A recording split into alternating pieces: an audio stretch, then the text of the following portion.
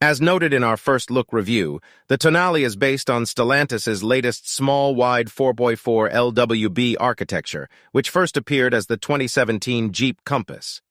Now wearing bodywork that's largely shared with the Dodge Hornet, it gets major revisions, including an available plug-in hybrid electric all-wheel drive system that will serve as the Tonale's sole powertrain.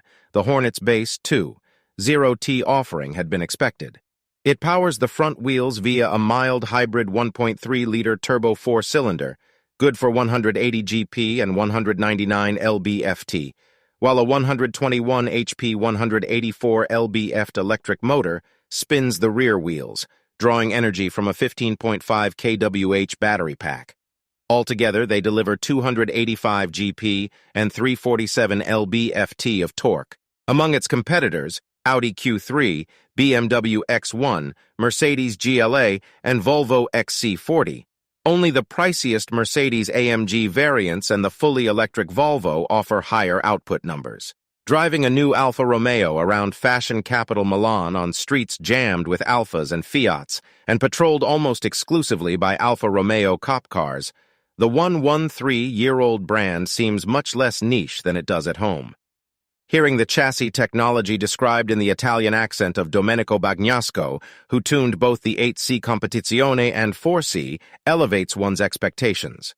Alessandro Maccolini described how the original Giulia GT inspired Tonale's shoulder GT line, while the daylight openings pay homage to the 8C, and the SZ Zagato and Proteo concepts gave the Tonale its 3+3 front and rear lighting elements. Having just admired these cars in Alfa Romeo's Museo Storico helps establish Tonale's context in the brand's 113-year history. Yanks may need some brushing up on Alfa's backstory, as the brand has only been sold stateside for 37 of those years. Fully acclimated and indoctrinated, we buckle in and head north out of Alfa's historic Balacco proving ground into the foothills of the Italian Alps, starting out in the DNA Drive Selector's Advanced Efficiency, or EV mode. The configurable screens adapt by swapping the tachometer for a requested power dial, scaled from 0 to 100. With the 60S vintage gauge design selected, a traditional gas gauge occupies the bottom of the speedometer, along with gasoline range displayed like an old odometer, while a similar gauge and odometer indicate electric charge level and range under the power percentage meter. In this mode, the engine won't turn on unless you actuate the kickdown switch, and its detent is stronger than those in Volvo T8 PHEVs, a plus for hypermilers. One big minus for folks hoping to save money on gas, a strong consideration for women, or cut CO2 usage to save the planet, a millennial priority. There is no way to vary or maximize regenerative braking. We strongly suggest Alfa reprogram the lovely aluminum shift paddles for such use, as so many other automakers do. Pulling either paddle engages hybrid mode and fires the engine.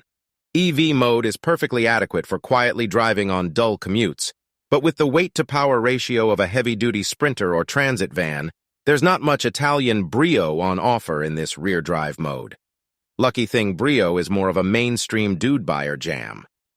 But at least we can attest that such commuting can occur at speeds as fast as 84 miles per hour. While proving this, we burned the last 5.6 miles of predicted range in just 2.3 miles.